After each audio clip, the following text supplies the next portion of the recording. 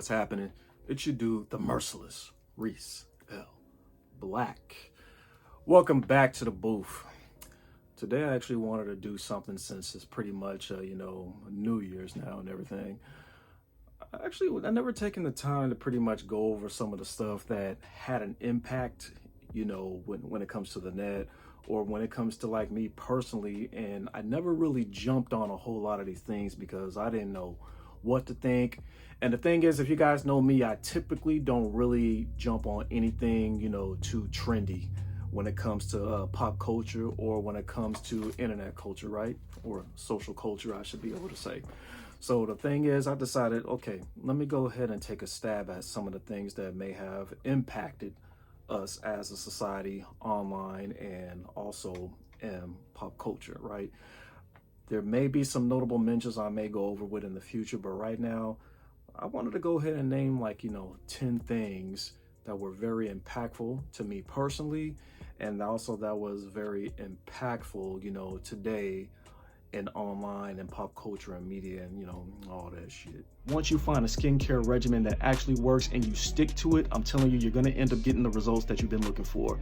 Right here, you have the wash that I use daily, and I also have the scrub. So if you're interested in getting those same good results, please, in the description down below, make sure you hit the link. It's gonna launch you to the T Channel website, and I guarantee you'll have a good evening. So first off, I wanted to go ahead and throw myself out there. My music. I know a lot of cats pretty much came to my platform just to either hear that game or just to hear some content outside of R&B and hip hop and everything. But you guys know that music is very, very dear to me. It's in my blood. It's something that I've always done my whole entire life. I just decided to record now for not only personal reasons because of why I stopped back in the day, but music is fun to me.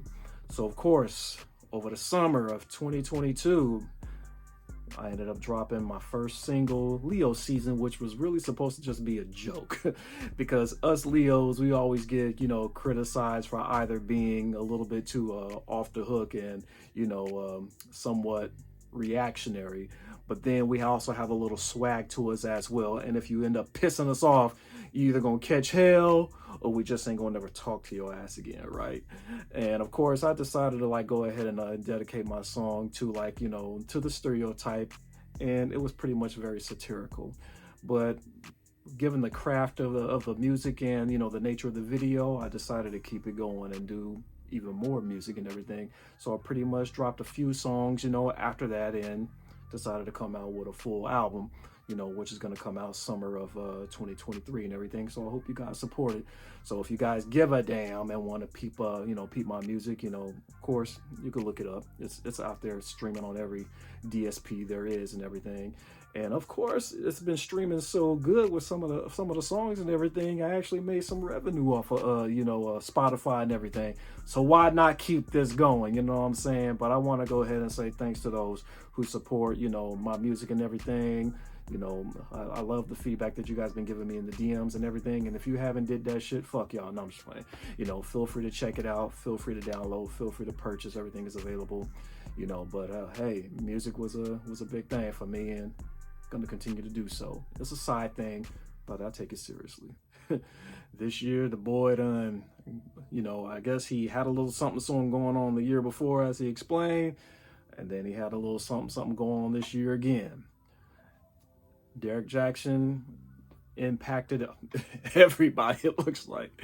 And the thing is, I'm not the one to judge. I don't throw stones out there. My thing is this, content, messages, it don't lie. Everybody has a gem, right?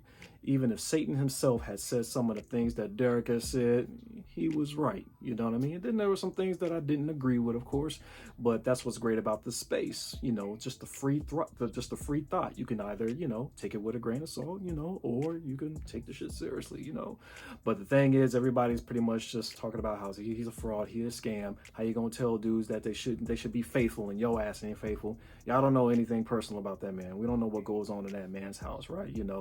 He could be on one, his wife can be on one. I'm married.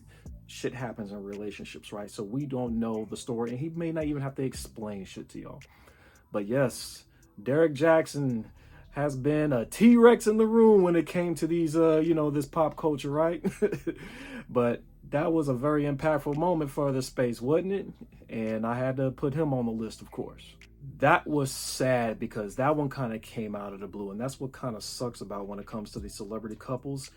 There is no buildup. You just hear divorce. Just like with Tom Brady and his wife, you just heard that they split. You have no idea what progressed to those decisions. We don't know what Corey did. We don't know what Tia did. All we know is it was just a sad period, you know, for relationships and marriage of pop culture and celebrity. And it was like, damn. And the thing is this, us as Black people, we already have a hard time dating. We already have a hard time committing to one another.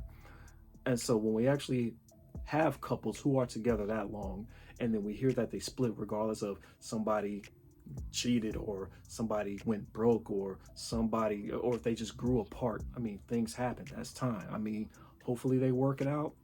We don't know. We don't know the severity of the issue because that's their business. Obviously, they keep things private and personal. But the thing is this, that was very impactful when that news came out. And it was like, oh, damn, shit, what a year. A lot of people were really going in on Will. And yeah, it was interesting because you had the men going on Will and then you had the women go in on Chris Rock. Like, how dare you damn near try to entertain a Hollywood crowd at the expense of a Black woman with alopecia, right? And then on the other end, you got the men who are just pretty much, well, you let your wife cheat on you with Algazal Cena and everything. You should have took that shit out on her. Why you take it on a little ass Chris Rock? You kind of a bully and everything. So the thing is this, that was so damn near, you know, off the hook, you know, over the course of the year that it kind of made men reevaluate themselves as far as relationships goes. So in a way, it was kind of a gift and a curse. It was still unfortunate of what happened and how it happened and where it happened. It's like, damn, a brother finally gets to produce the Oscars. And then a Black man, out of all people, a Black man, the most famous Black man we have in Hollywood right now, goes and slapped pretty much the funniest man in America, you know, or second funniest man if some of y'all want to put Dave Chappelle first. But yeah, it was unfortunate, everything. But yeah, that was a huge impact, we know. So there was no DNA of Tory on the gun. And yet the brother still was found guilty. We done heard so many stories. We had a best or ex-friend who got granted immunity, even though she didn't do anything. She don't remember nothing, but she got immunity though, right? And the thing is this, we don't know what happened that night. We don't. It seems fishy, right? It seemed fishy to me too. But everybody is entitled to their own opinion. None of us was there. We don't know what happened. And that's what kind of sucks about shit like this, because you want to believe one thing, but damn, I know it sucks. All we could do is just be like, hey, brother, just be safe. I hope that, you know, they reduce your time for good behavior or whatever. But yeah, it was unfortunate the way it went, because it almost looks like there goes again another brother who ends up getting locked up. You know, even though there was no evidence of him doing something, but then again, like everybody was saying, but there's no evidence of him not doing something. You know, it's like, damn, no witnesses came up. The people that were there, driver or whatever, everybody just happened to be gone. And Tori didn't take the stand. Friend doesn't remember. Meg knows what's happened because, you know, she the one that got the wound. But well, I'm just going to leave it at that. Let's go over into the online world. Let's plug in. Let's talk about what was impactful pretty much about this year. And of course, the death of Kevin Samuels. I already talked about the man's work ethic. And I also explained some of the things that I agreed and respectfully disagreed on the things that he said and everything. But at the end of the day, he wasn't exactly a violent man or anything like that, but this was one man who was not afraid, you know, to hold women accountable. That's what his platform was for. And that was only if you called in. If you said something crazy, yeah, he gonna match the energy and come at you crazy, right? Right. And then you had other folks that try to emulate the same thing. But what's interesting about, you know, pretty much the whole thing, you know, with him is pretty much how many people were as happy he passed. That's kind of icky, especially in our community, which is damn near dead wrong. So he was on his way to going mainstream, but he had health issues. May the brother rest in peace. We're just gonna leave it at that.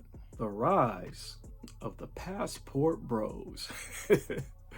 Now the thing is, the reason why it says the rise is because, everybody's a passport bro now. See, I felt like, when it comes to this space, there's like little stages of groups of people that have their moments. Red pill popped up. Black pill popped up. Then there was even a white pill that popped up, and now we have, then of course you have the coaches, that game, that men improvement, right? And then the passport bros came after Kevin Samuels dip, which I kind of found was interesting, right? And so you have these platforms and, they're strong right now, but they're not exactly taking over the internet, right? I mean, women are still complaining about the red pill guys, right? But they're not exactly complaining about the passport bros, because the women look at them as like, well, you're men that we don't even want to like attract anyway. So go ahead, take your blue book and dip, right? But these group of men are letting you know we are here. Even though we overseas, dating chicks and everything, because we're done with the Western women and everything. So yeah, that was one of the things that pretty much impacted this space, because they kind of came over and said, screw all you red pill dudes and screw all you dating coaches. Get your passports. Go where you're celebrated, not where you're tolerated.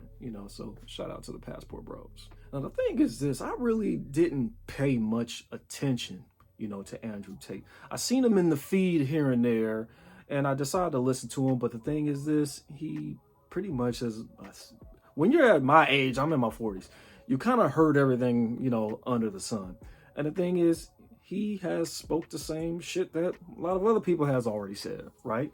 I mean, he said some things that Kevin Samuels already said. Kevin Samuels said some shit that Shahrazad Ali have already said.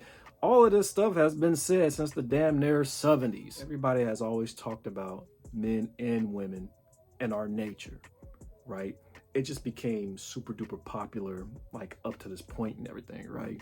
But as going as far as Andrew Tate, because apparently he is the poster boy of the high value man. He's been on Fresh and Fit. He's been on Piers Morgan show. He's been everywhere, right?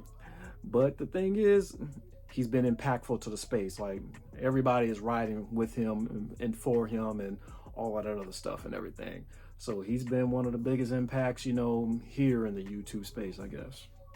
Probably gonna lose some subs for this, but the ladies are winning over the Black Manosphere supporters. Now, of course, you guys know I made a video on this, because how we have the women of content creation coming in the game in the dating relationship space, pretty much, using red pill talking points as a vocal point in their shows and their platforms and everything.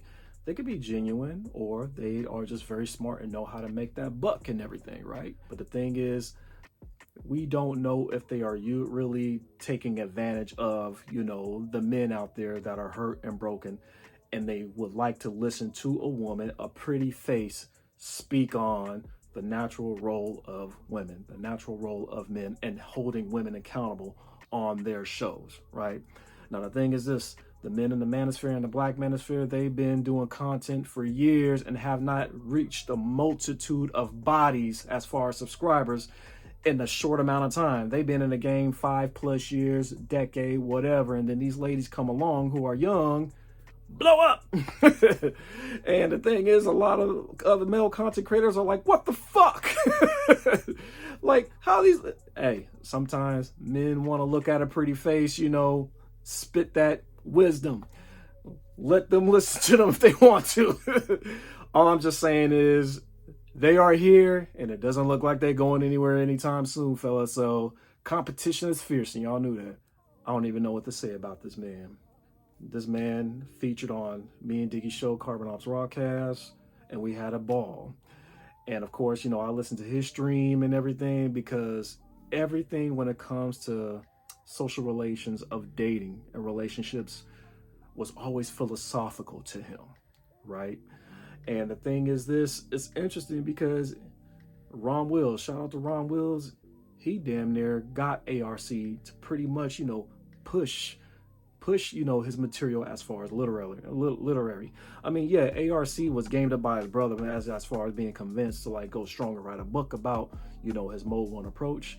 But Ron Wills, I said before, yeah, he told ARC, yeah, you need to go pretty much push that stronger and everything. But it was sad to see him go, father, husband, and his baby wasn't even old, so this was very, very sad. And I believe he was diabetic. He's always spoke about his medical condition, but who knew he would be gone this soon? He was a pillar to the Black manosphere as far as when it comes to the literary content, because he got books out there, and the books were great. But he will be greatly missed when it comes to the space. So yeah, his loss was a huge impact. So it's going to fucking suck when we hear all these other guys come out of nowhere and start stealing his shit, and we're going to call your asses out if you do. I just wanted to go ahead and throw that vid out there. And I know there were some notable things that I probably missed, but I had to narrow it down to 10 and, keep this video short and everything. But y'all know how I do, and I'm out this piece. Good evening. Happy New Year.